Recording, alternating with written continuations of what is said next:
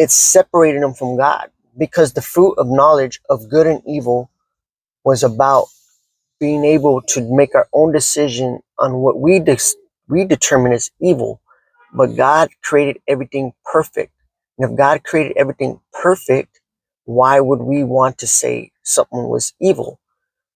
Right? So Satan didn't try to turn them into devils, he tried to turn them into their own gods.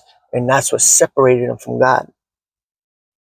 So when they ate the fruit, we seem to fail to realize, non-believers seem to fail to realize that God said you can eat of all these trees, but not this one. So there was many other trees to eat from, but not this one. Why did they want that one? So when we read Adam and Eve, we realize one thing, that they were intelligent already. You cannot have dominion to subdue the world without intelligence. We can't be in the image and likeness of God if we ain't smart. We have the attributes of God. God knew how to create everything. Therefore, he is smart. And the animals were subject to Adam and Eve, right? It says they had the dominion to subdue the world.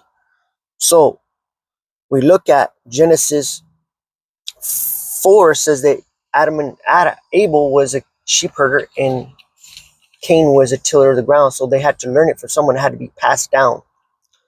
Chapter 5, we see that Adam had Seth, right?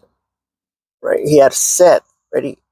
It says that Seth was created in the likeness of Adam in his image, right? It doesn't say Adam made him in God's image and likeness. It was the opposite. It said Adam had Seth in his likeness, in his image. So he never passed on the image of God, because he was separate from God in that nature of God and image, because he ate the fruit of knowledge, right? And so we see this, the separation in the image of God was not passed down.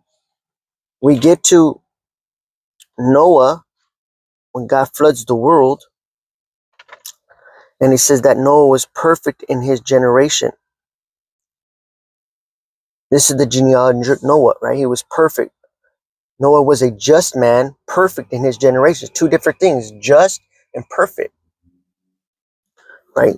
What does it mean perfect? It means he wasn't mixed. His bloodline wasn't mixed with the fallen angels. What am I talking about? When we get to Genesis 9, God says, Genesis 9:6, whoever sheds man's blood, by man his blood shall be shed, for the